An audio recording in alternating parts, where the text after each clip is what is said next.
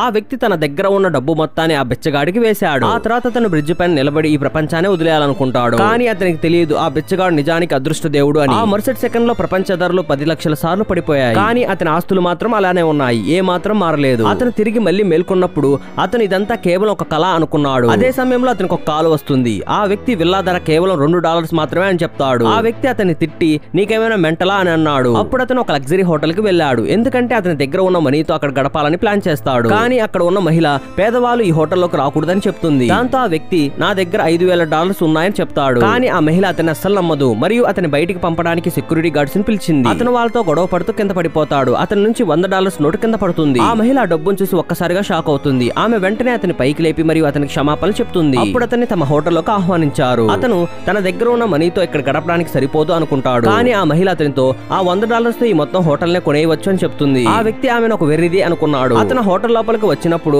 ఆ వెయిటర్ అతని కోసం 1972 ఓల్డ్ కాస్ట్ మందును తెచ్చాడు. దాని ధర కేవలం 10 సెంట్లు మాత్రమే. ఆ వ్యక్తి అది విని పూర్తిగా అయోమయంలో ఉంటాడు. మిగతా స్టోరీ కోసం ఈ వీడియోని లైక్ చేసి ఛానల్ ని సబ్స్క్రైబ్ చేయండి.